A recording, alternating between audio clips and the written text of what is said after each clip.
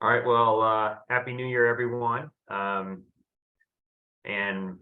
appreciate you joining in on our virtual public meeting today.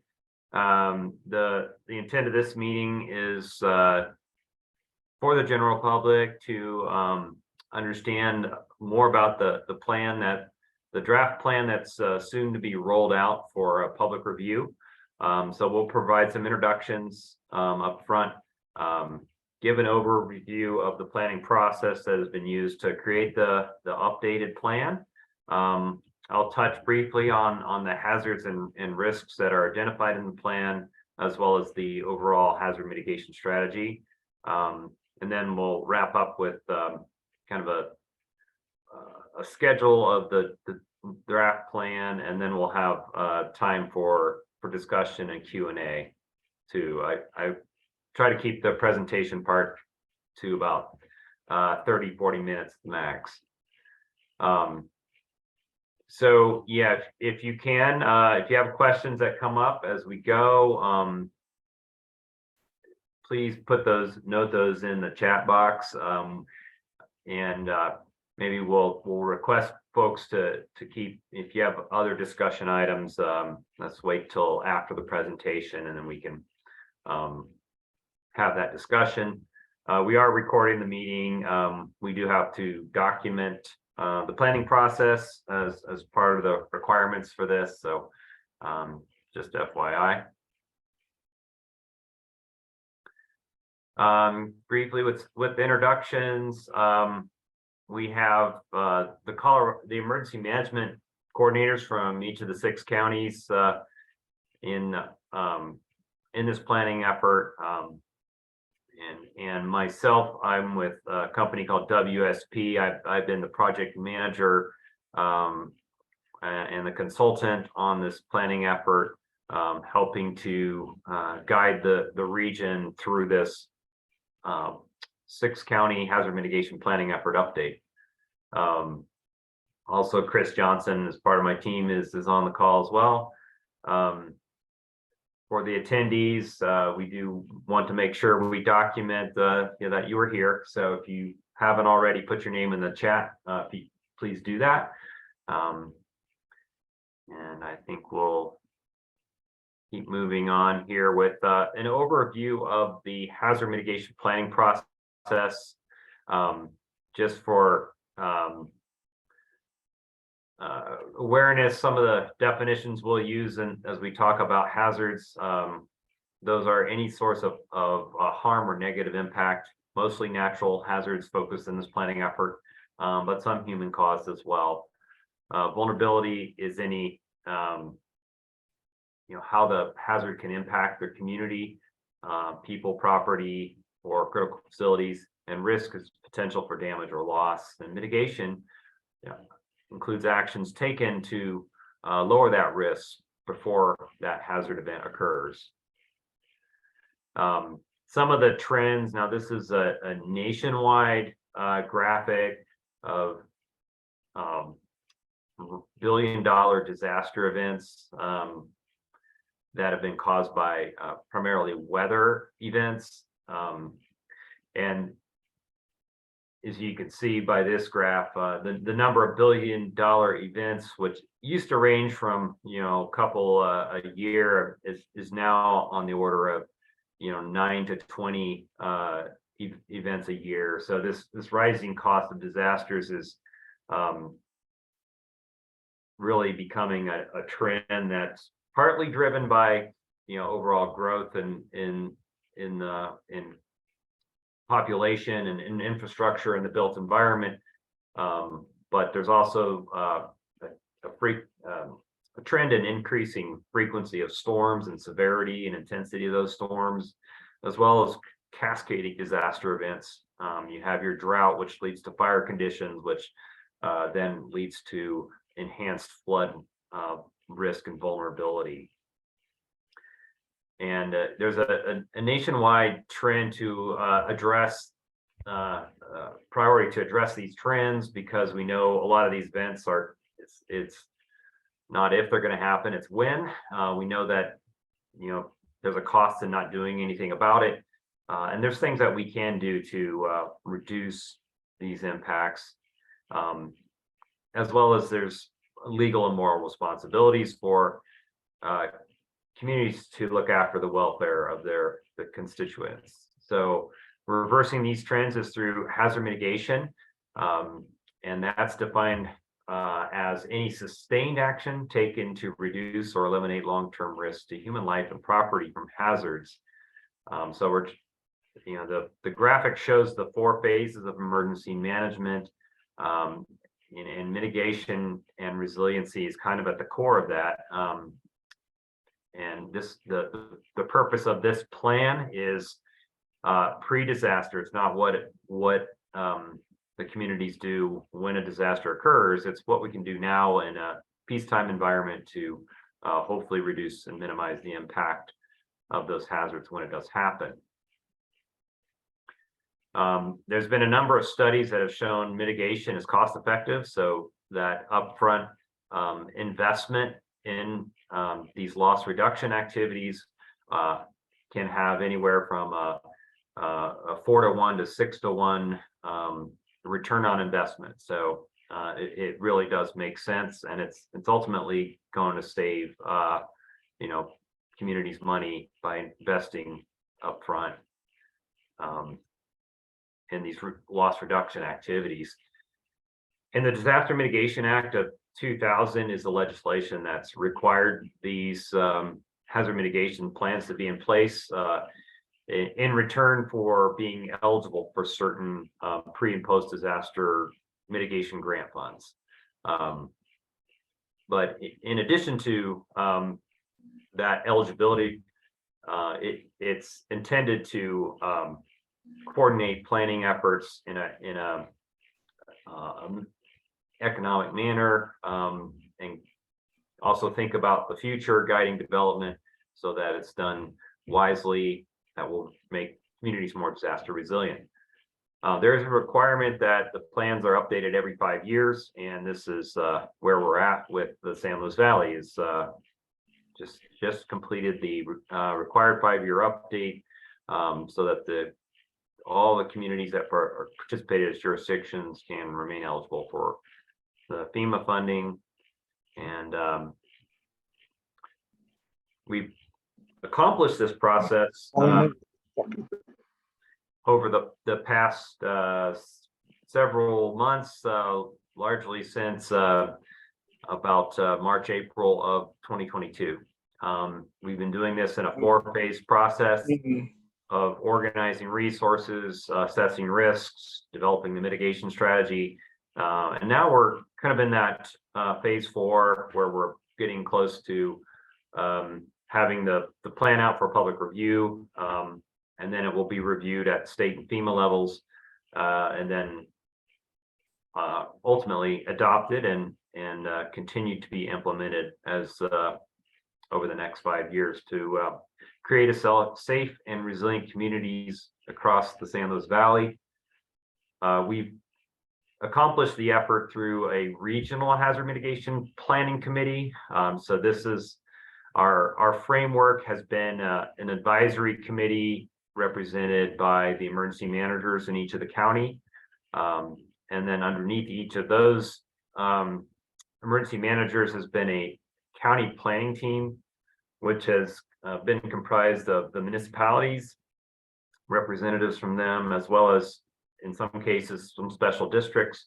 And then we also have local, state, private, public, nonprofit entities have been invited to participate as stakeholders. And this is the list of the 6 counties and all of the participating jurisdictions. And by participating, this means that they will be fully adopting the plan when we get to that point, to make them as the final step in the participation process, and to continue that eligibility for the federal grants that I mentioned. Our schedule has been, we had an official kickoff back in April. We did roll out a public survey in May, June of last year. We have had a series of meetings with the Hazard Mitigation Planning Committee, including one to review the HIRA, or the Hazard Identification and Risk Assessment portion of the plan, one to refine the mitigation strategy. And these have been a combination of virtual as well as in-person meetings. And we're just in December, we rolled out a draft for the planning committee for an internal review. We're in the process now of kind of assimilating the review feedback into a second draft. This will be the draft that goes out for public review. And that will be available probably in the next week, and we'll push out a notice of that review availability, and we'll ask for review probably for a 2-week comment period in January. We're also going to be providing the plan to the state Division of Homeland Security and Emergency Management for their review, and then once we get that feedback, the plan goes to FEMA ultimately for review and final approval. And then the adoption process, we're trying to get the plan fully approved and adopted by early April of this year. So we're in the final stages of the public component. So there is a requirement to involve the public. As I mentioned, there was a survey to get some input during the planning effort. And now we're requesting input on the draft plan before it's finalized. In terms of the survey that went out, we had over 250 responses to it. We advertised this through the local public information channels from each county. And the intent of the survey was to get information on, what's the perceived hazards of significance, how many times have hazards disrupted your daily lives, what mitigation actions might the public be supportive of in order to inform the planning team and planning effort moving forward. So this is just a snapshot of some of the public survey results at the time.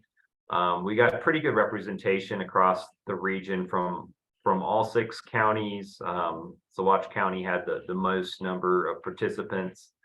But I think what's interesting, over half of the respondents, have had a hazard disrupt their daily life at least once or twice in the last 5 years. And a lot of the respondents have lived in the community for over 10 years. So I think we're getting a good, representation of folks that live there and the hazards that they've experienced. Based on the feedback, the majority of respondents rated drought, wildfire, and high winds and tornadoes as kind of the most significant events, hazard events. And that generally tracks with the plan and how we've looked at the hazards from the planning committee's perspective as well. We also asked the public to list any hazards that maybe weren't on the survey list.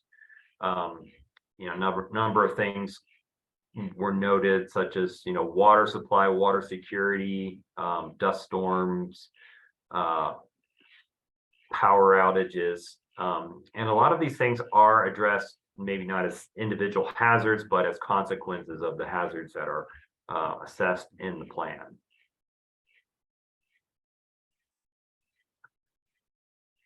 As I mentioned, we're about to roll out a draft of the regional hazard mitigation plan. We're calling it the 2023 through 2028 hazard mitigation plan to represent that next 5-year period in the future for which this plan will be effective.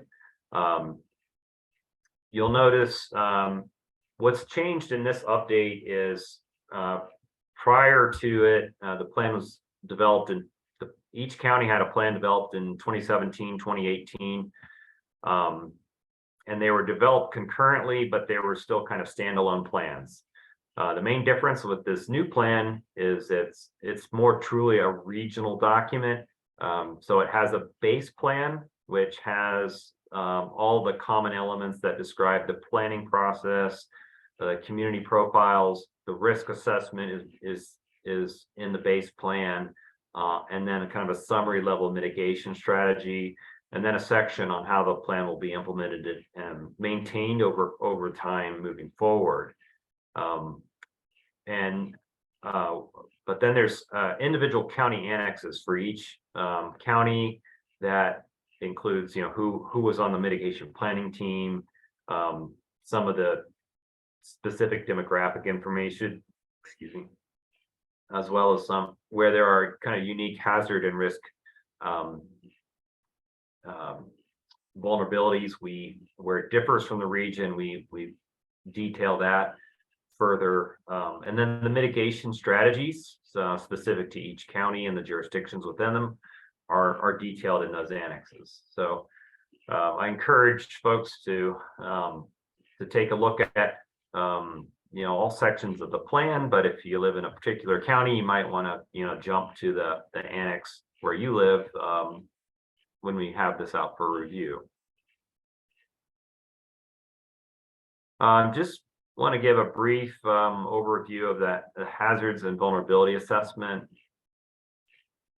update. We did do a risk assessment that looked at identifying the hazards, making sure the plan represents the current hazards of concern in the region, and then a vulnerability assessment that looked at what could be impacted in terms of people, populations, critical facilities, and buildings. And we also look at a capability assessment too. What are the current plans, policies, procedures, administrative and technical capabilities to mitigate hazards, things like your floodplain ordinances, building codes, things like that. And then we try to summarize that loss and quantify those losses where we can. In terms of looking at hazards overall, we look at the disaster declaration history. There's been 14 overall since 1953. The majority of these have been related to fires and floods. The coastal storm is actually a nationwide from Hurricane Katrina when evacuees were kind of distributed to all parts of the nation. These are some of those specific events with everything ranging from the most recent COVID-19 pandemic declaration to the large Spring Creek fire, West Fork complex, flooding in Saguache County. So it's not every hazard event rises to the level of a disaster declaration. There's obviously been a number of more localized events that didn't reach the threshold for a federal disaster declaration. So this is just kind of a snapshot of the biggies that have happened, but there's been a lot more that have impacted the region. This slide just kind of summarizes the hazard significance for each at the county level, and significance is based on the probability of the hazard occurring, its potential impacts, and the scale of those impacts. And we do this exercise as a way to kind of prioritize what should we be trying to mitigate the most, and not surprisingly, drought, winter storms, floods, and wildfires tend to rise to the top in terms of the hazards that can or have done the most damage. But we look at other events too that can be a little more isolated and localized. You have potential for avalanche. Dam failures do not occur that often, fortunately, but there's that potential. Even earthquake potential. So I'll go through briefly each of these hazards, so you can kind of get a feel for what is in the plan. There's a lot more detail in order to meet the requirements for a risk assessment in the plan, as well as some of the annexes. So I encourage you to delve further into the hazards that you may have interest in. This map, and we try to show maps of where the hazard is, where that data is available. So this map shows some avalanche potential, obviously in the steeper terrain and mountainous parts of the region. A lot of the incidents are in the backcountry and can affect backcountry travelers, but there are, as you know, Wolf Creek Pass periodically gets closed and has impacts from avalanches, and then can create hazards to folks in the backcountry. Dam incidents range from either a heavy release of water when there's a significant rain event or runoff event, which can cause stress on the dam. Dams then release water downstream, which can create flooding problems. But the intent of that is to prevent a dam failure. But in rare instances, if a dam were to fail, there could be some significant impacts downstream. This map shows the high hazard dams and significant hazard dams in the region. As high is in red, orange is significant, and the black triangles are low hazard dams. So a high hazard dam, if it would fail, would potentially cause loss of life. Significant hazard would result in property damage, and a low hazard would just be minimal property damage. But we've mapped these out, and we have identified, the communities that in some cases have several dams, upstream of them in the event. And there's been some issues like with the Sanchez Dam over time that have caused some concerns. So we're trying to capture those events and raise awareness of dam failure risk in this plan. Flood hazards are fairly widespread throughout the region. This map shows what we have available for mapped flood hazards. There's a mixed level of flood hazard mapping. Some of it's detailed, a lot of it's pretty approximate, and there's several mapping efforts underway to improve flood hazard. But we were able to create a GIS-based risk assessment overlaying these potential flood hazard areas on potential property and critical facilities. And some of the risk varies by the region. Notably, Rio Grande County and Conejos and Sawash, as well as Alamosa counties, have some of the highest risk for flood based on this GIS-based risk assessment, and we have more detailed maps and results of that in the plan itself. Another significant hazard is wildfire. This map shows wildfires that have burned throughout the region and the surrounding area as well, including the footprint of the larger wildfire events such as Spring Creek over here on the east side and the West Fork complex on the west side, and a number of smaller events that have occurred throughout, a lot of federal land in the region that can be prone to wildfires. We've used some of the latest available data from the Colorado State Forest Service to represent where wildfire risk varies across the region. And there's also been things that contribute to the fire risk, such as the beetle kill up in the mountains in Mineral County and Pinellas County. And there's even been urban conflagrations that have occurred as well when so there's a potential for, even down in the flatter parts of the valley, for grass fires to occur and turn into structure fires. Some other data sets that's become available in recent years is a nationwide wildfire risk assessment done by the U.S. Forest Service, and these are just some graphs that show kind of how each county compares to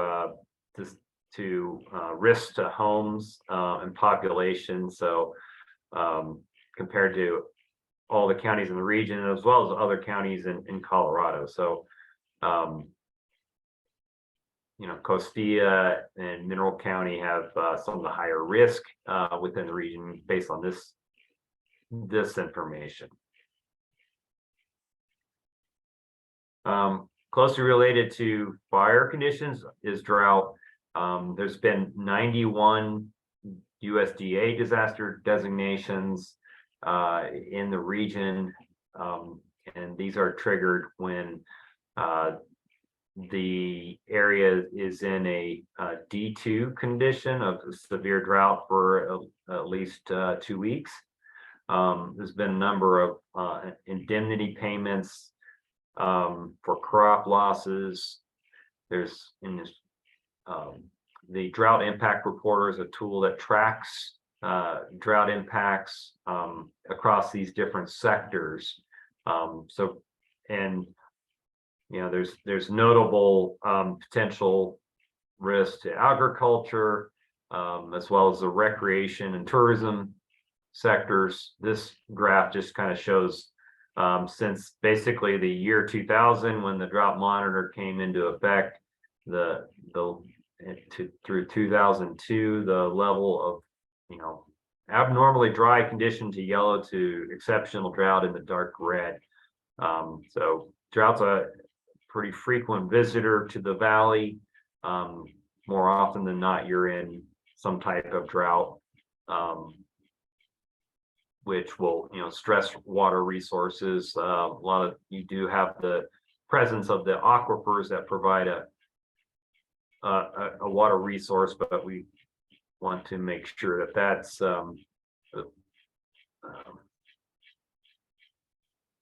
used sustainably. So this is another tool that's out there that the Water Conservation Board has developed to track annual damages in the current climate, and then considering more climate changes down the road, how that might exacerbate the losses for drought. So that's why drought, as you can see, up to 10 million in average annual losses in a more severe climate with the current population. We have landslide, debris flow, and rockfall areas that are mapped out. Again, have provided some GIS analysis, but a lot of the impacts are on the road and transportation networks across the region. We have the earthquake history detailed, and what I've always found interesting about earthquakes in the valley area is this map kind of shows the history of where the epicenters have been recorded only really since the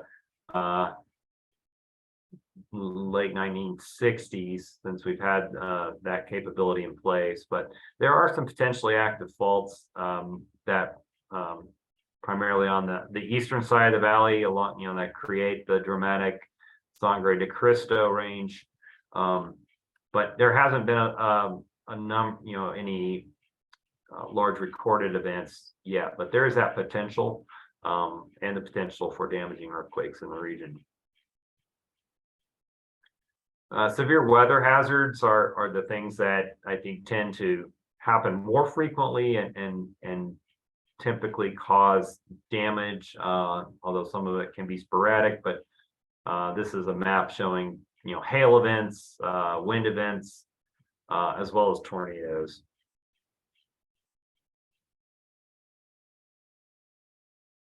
Hail can tend to be very devastating on property, but a lot of the losses can be covered by insurance, so it tends not to trigger disaster declarations.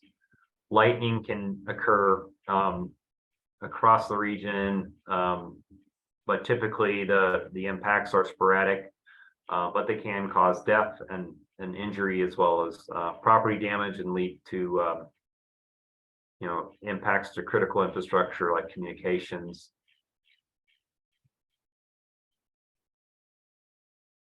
You do have the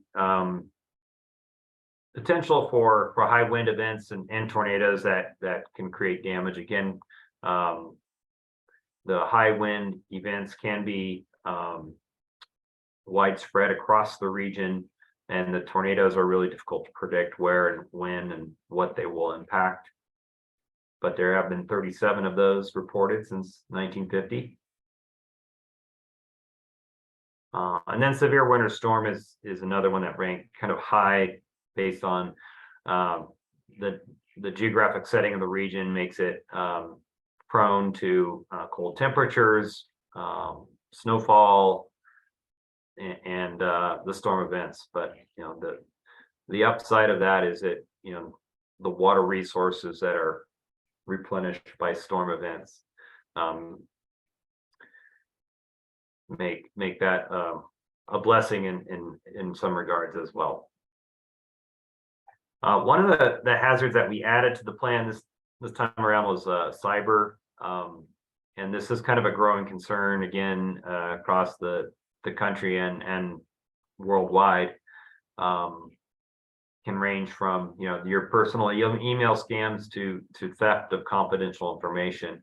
So this is kind of the trend nationwide of this, and really no area is immune from cyber attack anymore with how connected we are with the internet and infrastructure. Another human caused hazard is hazardous material incidents. So we looked at everything from transportation incidents to fixed facility as well. So we have a kind of a list of where the facilities are that could potentially be prone to releases. Rio Grande County has 4 that are considered risk management plan facilities that have a requirement for to have a plan if there were to be an incident on site. But you have a lot of transportation through the area, and some of that going over the mountain passes, which can also contribute to accidents. The pandemic is in the past the focus has been more on pandemic flu events, but as what COVID showed us is there's other types of public health concerns and diseases that can rise to the level of pandemics. They occur roughly every 20 years, but I think the COVID-19 pandemic really showed how the widespread economic impacts that could result from having to do things like social isolation to reduce the spread of these diseases.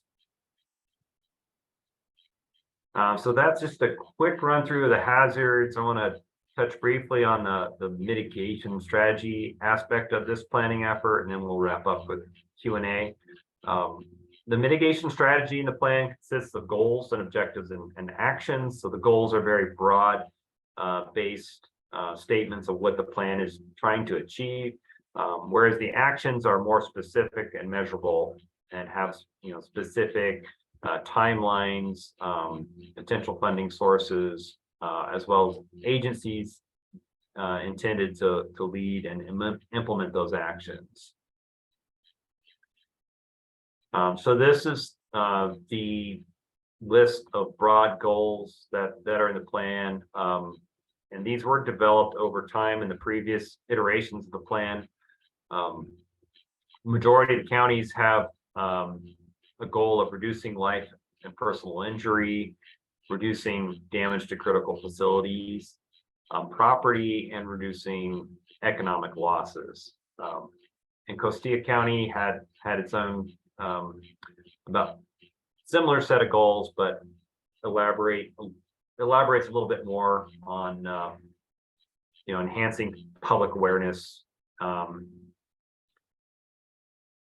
of hazards and risk in their county. And then each county has considered different types of mitigation actions. So there's primarily 4 different types. Plans and regulatory types of mitigation can include your building codes, your land use planning, plans and ordinances. Structure and infrastructure projects can range from utility undergrounding to developing stormwater improvements or levee improvements. And then education and awareness is another important aspect. A lot of mitigation is the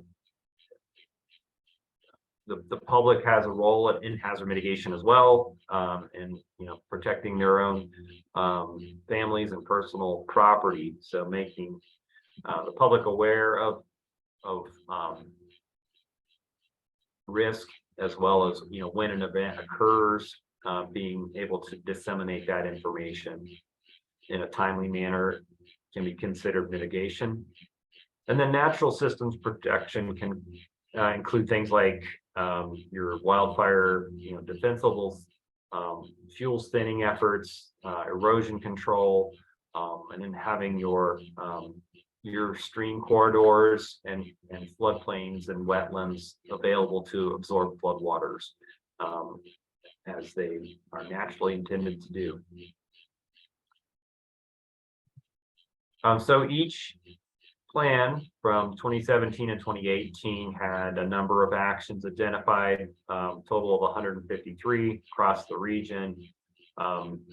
And through the process, we've been trying to assess, which actions have been completed. For example, there's been some grants applied for in Saguache County that have been used for fire and flood mitigation. But there's still a lot of work to do. So a number of these actions are also either ongoing or annual implementation, such as the public education and awareness efforts. That's a continual effort that's going to be needed in the coming years. We've also had the opportunity to identify new actions in the planning effort. So those are being factored into the continuing actions to provide an updated mitigation strategy that can, again, lay the groundwork and provide a platform for potential funding, in some cases, to apply for grants.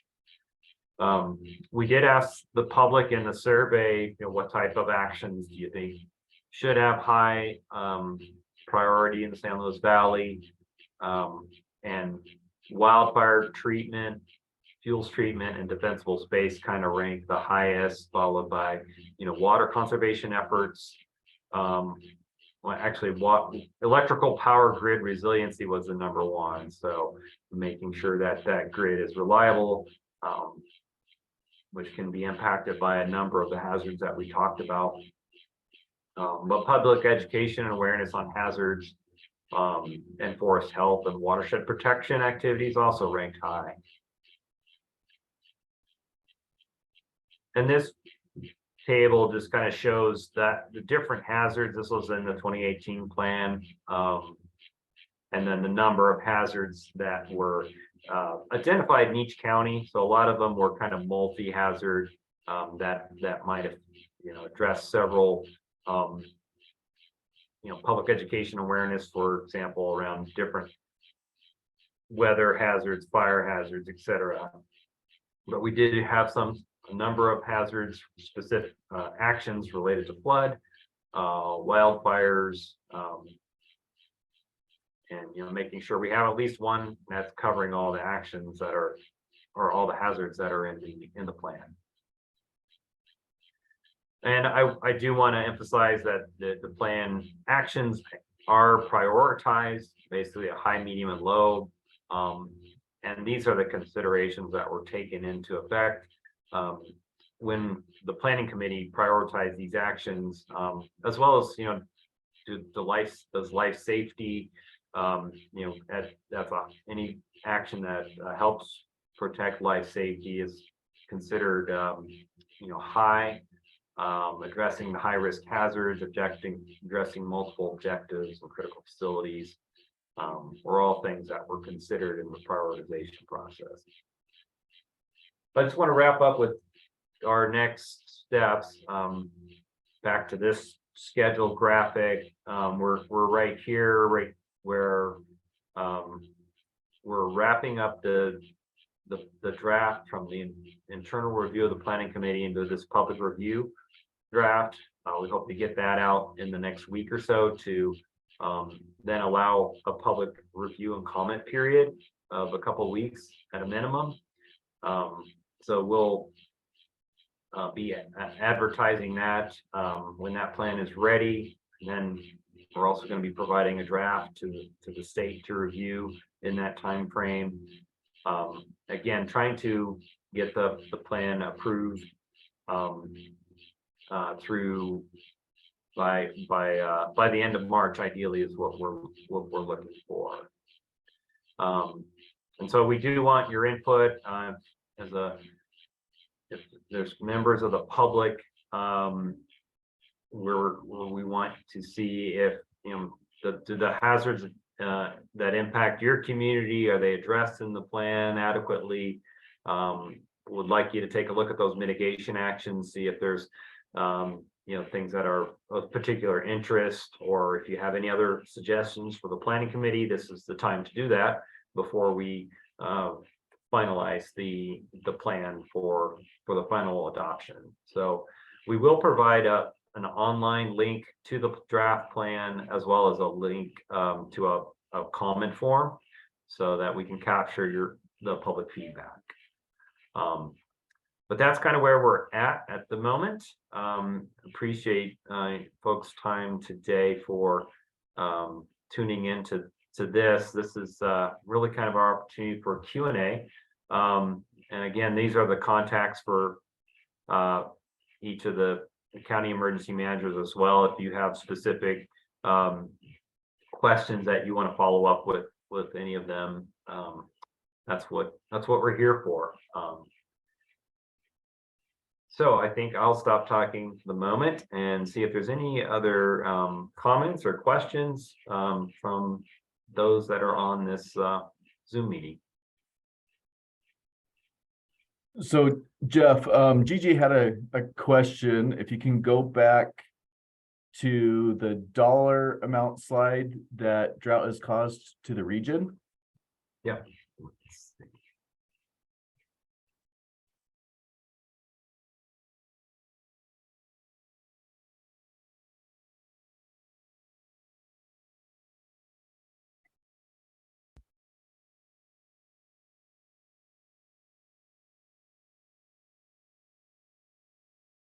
And while Jeff is bringing that up, if you've not put your name and agency in the chat, please do so we can capture that for our plan. Let's see, was it this slide or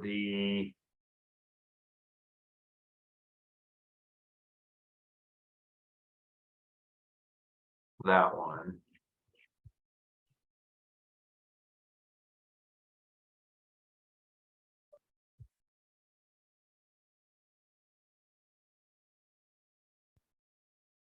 Gigi, is this the information that you were looking for?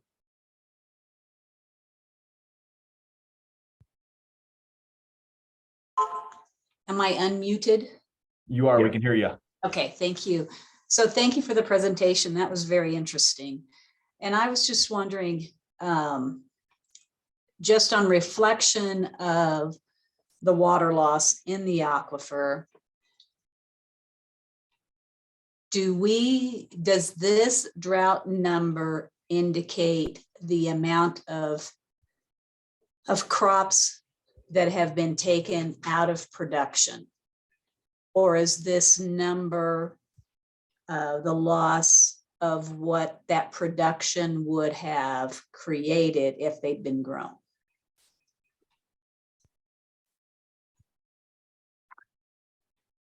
This particular graphic here, if you are interested in learning more about it, it's this future avoided cost explorer. If you developed by the Water Conservation Board and Colorado Division of Homeland Security and Emergency Management.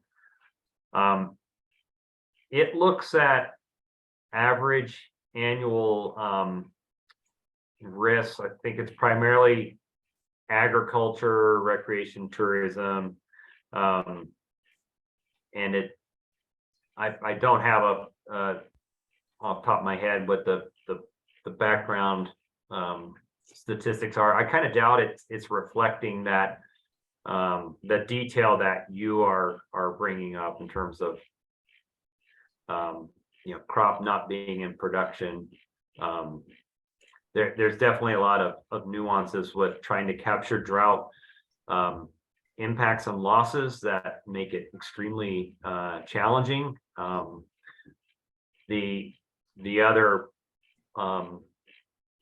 source that we go to is for drought indemnity payments, where there's that's reported through the Risk Management Agency, USDA.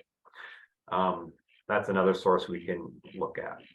Okay, so when it talks about the current population, is that just the 6 San Luis Valley counties, or does that encompass the whole state? This is for the 6 San Luis Valley counties. So assuming population growth, they look at using the current population versus a low, high, or medium growth scenario. Okay, so I'm just trying to, I don't know, I guess wrap my head around as far as what is the current loss of dollars coming into the San Luis Valley based on 2019. Have we lost $38 million, or is it $11 million? So this under the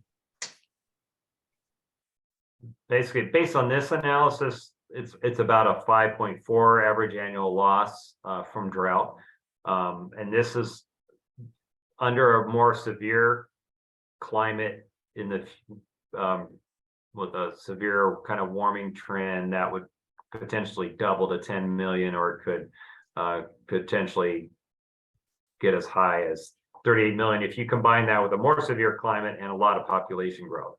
So Okay.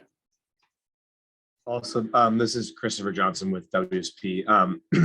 Those other scenarios of like more moderate climate, more severe climate, that's looking out to, I believe, 2050. So they're saying that that's what we could hit in this area under these various scenarios of more severe climate change, higher or lower population growth. That's what it's trying to say, essentially. Okay. All right. Thank you, gentlemen. Okay, Ronnie posted a question about, trying to pull it up now. Is there a list in the plan of what is considered critical facilities? And then after that, Tom will address your question. Yes, so we do have an inventory of critical facilities, and that's broken out for each of the regions. And we have, but it's kind of summarized in what we call the FEMA now categorizes facilities in what are called lifelines. And there's like 6 or 7 different categories of lifelines that can include, government, food, water, shelter, transportation, and utility. So they're summarized according to the lifelines, because those are the things that you want to keep operational before, during, and after an event. We do have a database spreadsheet that's been created that has all the details on those facilities, and we have assessed where some of those might be located in a flood hazard area, for example, or wildfire risk area. That answer your question, Ronnie? Very good. Okay, Tom, go ahead. Yes, thank you. One thing that strikes me is how different agencies could potentially work together. And an example would be, well, given that flooding and fire are pretty high on the list here, I'm wondering how the mitigation planning could work together with habitat management plan, for instance, that's being sponsored by the Rio Grande Water Conservation District. I know that they need funds to support protection of riparian habitats, and that could go a long way to preventing flooding and even fire in some instances. And so I'd like to look for ways that agencies could work together, I guess.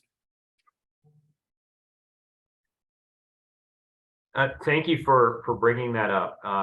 Another aspect of the plan that I didn't mention is that we have to identify ways that this plan can be implemented through other planning mechanisms and other related plans. So that's a perfect example of something that I don't know that we've specifically noted that plan, so that we can look at that as, and put that in there as a, there's other plans out there. There's community wildfire protection plans, for example. There's your your basin implementation plans that have, water and drought projects in them. So we're trying to, make those ties in with this plan, and strengthen that, those relationships where we can. So thanks for noting that. All right, Liza. Liza, you're still on mute. Hi there, Liza Marin, Commissioner-elect in Saguache County, new to this process, so forgive me if this is not a obvious question, but items like, the opioid epidemic or homelessness or housing crisis, is that doesn't kind of fit into a plan like this?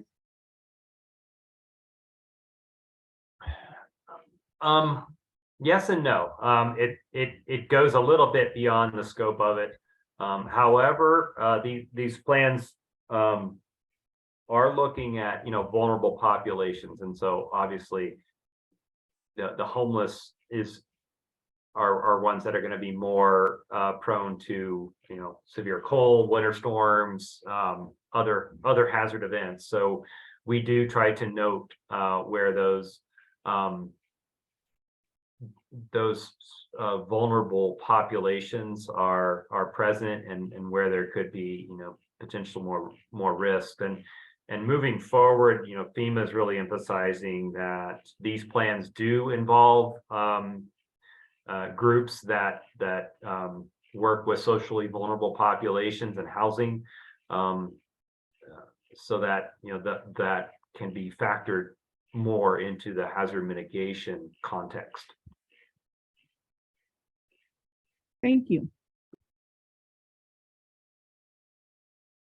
All right, I don't see any more comments, but Aaron Minks did post a link to the Habitat converse. Oh man, I can't speak this morning.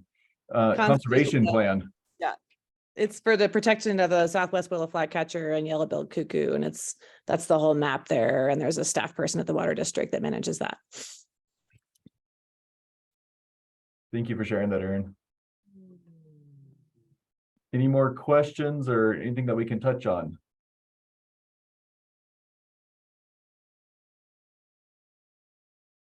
From Avril, are there any regulatory consequences for not implementing the planned actions?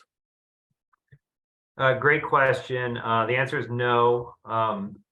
There's nothing that this plan is, you know, binding the participants to do.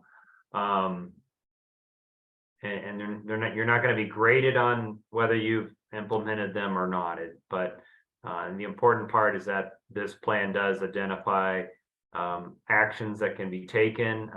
We understand, you know, there's limitations sometimes to accomplishing some of those, and those challenges can be, you know, administrative, not having the staff capacity or the funding availability. But, you know, the first step is identifying that there is a need.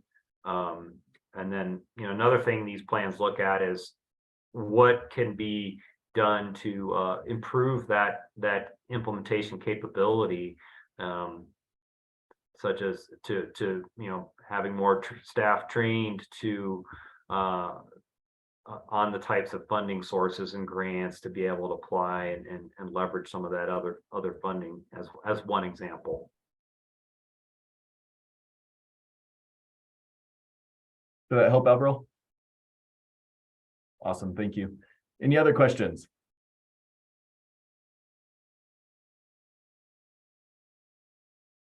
I hear none, so really appreciate Jeff and his team and all their efforts. And like you said earlier, in the next 2 weeks, we'll start pushing this out, this document out, so you guys can all read and review it. It is a pretty lengthy document. There's a lot of great information in there, great knowledge, even just base knowledge to have. So we'll be starting to push that out, looking for your comments on that, and we can start working on that final product. So appreciate everyone and your time this morning, and we will talk to you guys again. Thanks, everyone.